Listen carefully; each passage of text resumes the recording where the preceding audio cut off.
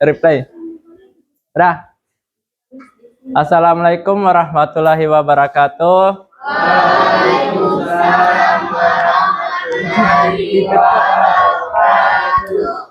Perkenalkan, kami dari kelompok 2, saya Ilham Kadir sebagai moderator pada presentasi ini, dan ini teman kelompok saya ada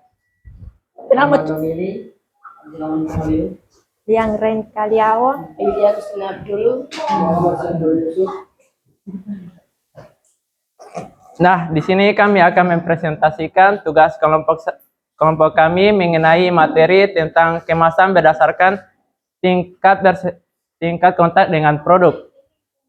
Sebelum masuk kepada materinya, kami ingin bertanya kepada teman-teman, apakah teman-teman pernah membeli makanan atau minuman, tetapi pada saat dibuka, makanan atau minuman tersebut rusak atau berubah rasa, bahkan sampai rusak.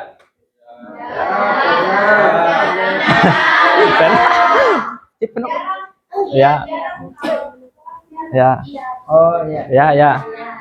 Masalah tersebut sering terjadi karena salah dalam pemilihan kemasan, padahal kemasan tersebut bukan hanya sebagai pembungkus biasa, tetapi sebagai pelindung utama produk.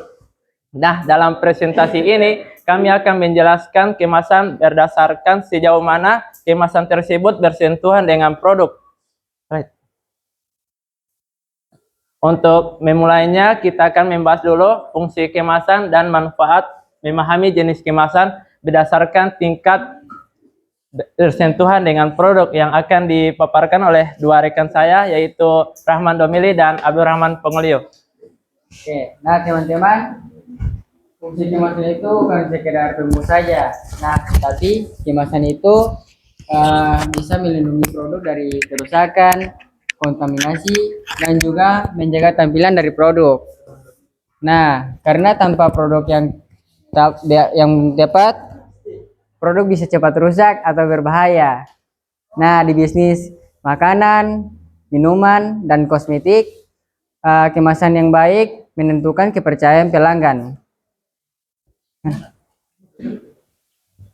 Dan memahami manfaat jenis kemasan. Dengan memahami jenis kemasan, kita bisa memilih bentuk dan bahan sesuai produk. Makanan ringan misalnya membutuhkan kemasan yang kedap udara dan higienis. Kemasan yang tepat bisa membuat produk tahan lama, menarik, dan dipercaya. Salah kemasan bisa merugikan dan merusak citra merek. Kemasan berdasarkan kontak dengan produk terbagi menjadi 3 jenis utama, yaitu kemasan primer, sekunder, dan tersier. Nah, seperti yang telah dipaparkan oleh dua rekan saya, bahwa di mana kemasan berdasarkan tingkat bersentuhan dengan produk itu terbagi menjadi 3 jenis utama, yaitu primer, sekunder, dan tersier. Untuk penjelasan mengenai kemasan primer akan dijelaskan oleh Lia Kaliau. baik. Kemasan primer adalah kemasan yang langsung bersentuhan dengan produk. Contohnya botol plastik, permen, botol minum, dan kaleng makanan. Fungsinya yaitu menjaga mutu dari udara, kelembapan, dan bakteri. Harus aman, higienis, dan memenuhi standar kesehatan.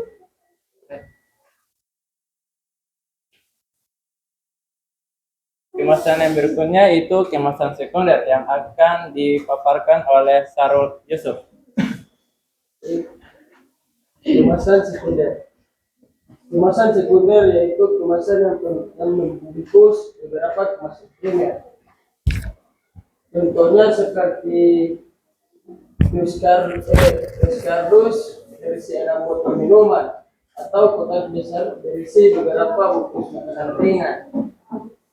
Kemasan ini memudahkan dan mengelompokan penataan dan pengemasan produk di dalam unit yang siap dijual.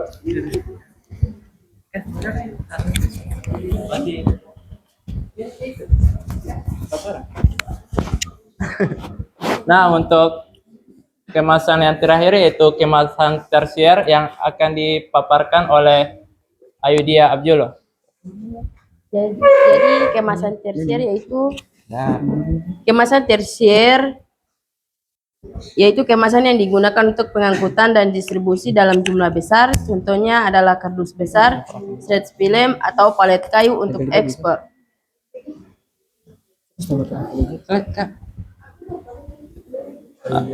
demikian pemaparan materi dari kami. Kami membuka sesi tanya jawab. Untuk kelompok lain dipersilakan untuk bertanya. Ya, untuk Jane dipersilakan. Kenapa kemasan kue Tulis, Cok. dianggap paling penting dalam menjaga kemasan nasional? Kemasan primer. Oke. Ada lagi yang ingin bertanya? Dibatasi 2 pertanyaan. Dari kelompok lain. Yang satu. Untuk Mariam Singa dipersilakan. Oke, kenapa saya terlalu dari kelompok 1 yang memberikan pertanyaan kepada kelompok 2? Pertanyaannya, menurut kalian, apa dampak jika suatu produk tidak menggunakan kemasan yang sesuai? Tidak menggunakan kemasan yang sesuai. Baik. Kalian baca? Apa dampak? Untuk menjawab pertanyaan dari 2 penanya, izinkan kami untuk berikan kami waktu 5 menit untuk menjawab. Ayo, teman. Semua akan menjawab pertanyaan dari kelompok 5, yaitu dari Jane. Mengapa kemasan primer dianggap paling penting dalam menjaga keamanan produk? Nah, mengapa kemasan primer itu sangat penting? Karena kemasan primer itu kemasan yang langsung bersentuhan dengan produk. Sabar. Jadi kemasan primer itu yang harus sangat higienis karena kemasan itu yang sangat bersentuhan sekali dengan produk. Apabila kemasan primer itu tidak higienis atau tidak sesuai dengan SOP dari pabrik, maka kemasan itu akan dianggap tidak bagus atau rusak oleh konsumen. Sekian. Maka jawaban dari saya sudah tepat. Baik. Untuk pertanyaan dari Mariam akan dijawab oleh Lia Kaliau.